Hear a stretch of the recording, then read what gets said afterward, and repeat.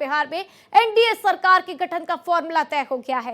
नीतीश कुमार होंगे बिहार सरकार के मुख्यमंत्री। तो देखिए, सूत्रों के हवाले से ये जानकारी सामने आते हुए बिहार सरकार में जेडीयू के 14 मंत्री हो सकते हैं, तो वहीं भारतीय जनता पार्टी से 15 मंत्री कैबिनेट में शामिल हो सकते हैं। तो वहीं एचएएम की बात कर लें तो एचएएम पार्टी को मिल सकता है 1 मंत्रालय, साथ ही एलजेपीआर को मिल सकता है 3 मंत्रालय। तो गोविंदगंज के विधायक राजू तिवारी भी बन सकते हैं मंत्री, साथ ही उपेंद्र कुशवाहा को भी 1 मंत्रालय दिया जा सकता है। तो देखिए, जिस तरीके से बिहार विधानसभा चुनाव में एनडीए की प्रचंड जीत हुई, उसके बाद से मंत्री पद का फॉर्मूला तय करने की कोशिश की जा रही है। इसको लेकर तमाम बैठकें हुई, आज भी एक बैठक है और ऐसे में देखना होगा क्या कुछ तय होता है। हालांकि सूत्रों से मिली जानकारी के मुताबिक आपको बता दें कि एलजेपीआर को 3 मंत्रालय दिया जा सकता है, उपेंद्र कुशवाहा को 1 मंत्रालय दिया जा सकता है, गोविंदगंज के विधायक राजू तिवारी भी मंत्री बन सकते हैं।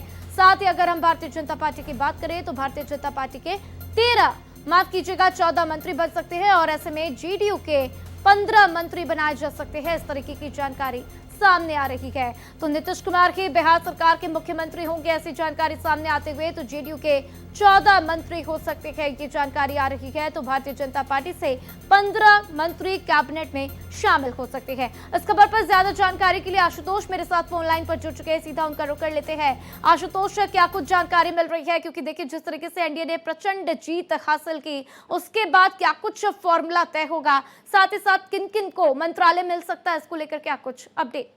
देखिए, लगभग सारे फार्मूले तय किए जा चुके हैं। बराबर की हिस्सेदारी जेडीयू और बीजेपी की रहेगी, यानी दोनों पार्टियों को 15-15 कोटे से मंत्री पद मिल रहा है, जिसमें जेडीयू को 14 मंत्री इसलिए मिल रहा है क्योंकि एक व्यक्ति यानी नीतीश कुमार बिहार के नए मुख्यमंत्री होंगे।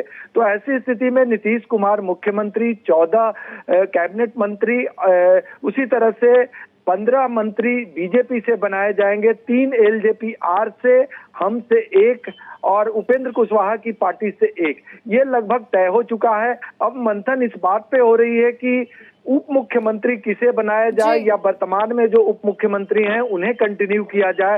इस पे मंथन का दौर जारी है और लगातार जो बीजेपी हाई कमान के बीच जो बातचीत चल रही है, उसमें अंतिम मुहर इसी बात पे लगनी है कि 2 डिप्टी सीएम कौन होंगे, जो वर्तमान है उन्हें कंटिन्यू करने दिया जाए या फिर नए 2 उप मुख्यमंत्री नियुक्त किए जाए। तो इस पे अभी मंत्रणा जारी है। हालांकि ये भी एक खबर आ रही है कि उप मुख्यमंत्री बनाए जाने के रेस में कुछ नाम भी सामने आए, जिसमें केंद्रीय गृह राज्य मंत्री नित्यानंद राय, दानापुर से जीते हुए प्रत्याशी रामकृपाल यादव, नितिन नवीन सरीखे नाम है। इतना तय है कि 2 डिप्टी सीएम जो बीजेपी कोटे से बनाए जाएंगे, एक ओबीसी कोटे से होंगे और दूसरे सामान्य कोटे से होंगे। इतना स्पष्ट है। यदि वर्तमान वाला भी कंटिन्यू स्थिति रहेगी तो सम्राट चौधरी और विजय सिन्हा उसी फार्मूले के तहत है। यदि बदल भी दिए जाएंगे तो इसी फार्मूले के तहत 2 नए चेहरे होंगे। अगर एलजेपीआर से मंत्रियों की बात करें तो कुछ नाम सामने आए हैं, हालांकि इसकी आधिकारिक पुष्टि नहीं हुई है।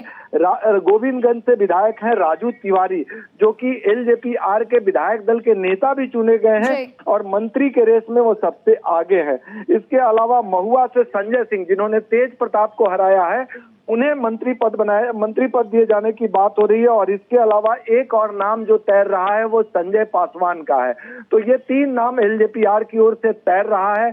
अभी बीजेपी के तरफ से या जेडीयू के तरफ से जो मंत्रिमंडल में शामिल चेहरों की अगर बात करें तो कुछ बदलाव देखने को मिलेंगे। हालांकि जेडीयू में कम बदलाव देखने को मिलेंगे, लेकिन बीजेपी में ठीक ठाक बदलाव दिखेगा, क्योंकि जेडीयू कोटे से कुछ ऐसे मंत्री हैं, विजय चौधरी, श्रवण कुमार, ऐसे जो मंत्री हैं वो कंटिन्यू करेंगे, ऐसी पूरी संभावना है। लेकिन बीजेपी कोटे से मंत्रिमंडल में बदलाव दिखेंगे और इस बार काफी अंतर भी दिखेगा। तो ये पूरी तैयारी हो गई है। सबसे महत्वपूर्ण है कि बिहार के मुख्यमंत्री के रूप में नीतीश कुमार के नाम पर अब कहीं से कोई असहमति नहीं है, पूरी तरह से सहमति बन गई है और शपथ ग्रहण जो समारोह होना है वो इस बार पटना के गांधी मैदान में होगा। जी बिल्कुल आशुतोष, और देखिए, जिस तरीके से जेडीयू ने शानदार प्रदर्शन किया है, उसके बाद से ही तस्वीरें साफ होती हुई नजर आ रही थी कि एक बार फिर से नीतीश कुमार को ही मुख्यमंत्री बनाया जाएगा। लेकिन साथ ही साथ आपसे ये भी समझना चाहेंगे आशुतोष, कौन कौन मंत्री इस बार वापस से रिपीट हो सकते हैं, उनके नामों को लेकर क्या कुछ जानकारी सामने आते हुए? बदलाव हो सकते हैं। प्रेम कुमार का नाम विधानसभा अध्यक्ष के रूप में चल रहा है, जो कि अभी वर्तमान सरकार में मंत्री हैं और बीजेपी कोटे से मंत्री हैं। तो ये एक स्थिति बन रही है। जहां तक जेडीयू कोटे की मंत्रियों की बात करें तो कुछ ऐसे नाम हैं जो कंटिन्यू करेंगे, जैसे श्रवण कुमार का नाम, विजय चौधरी का नाम, ऐसे कुछ नाम हैं जो कंटिन्यू करने की पूरी संभावना है।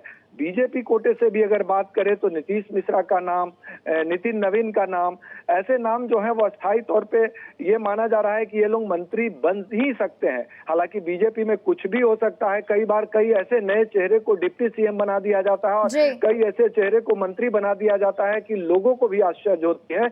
और ऐसी स्थिति में बीजेपी में बदलाव के काफी आसार हैं जेडीयू की तुलना में, क्योंकि जेडीयू में कम से कम पुराने कोटे से 5-6 मंत्री तो जरूर कंटिन्यू करेंगे। अब नए मंत्री के रूप में किसे जोड़ा जाएगा ये देखने लायक होगा, लेकिन ज्यादातर जो मंत्री जेडीयू कोटे के हैं वो कंटिन्यू करने की पूरी संभावना है।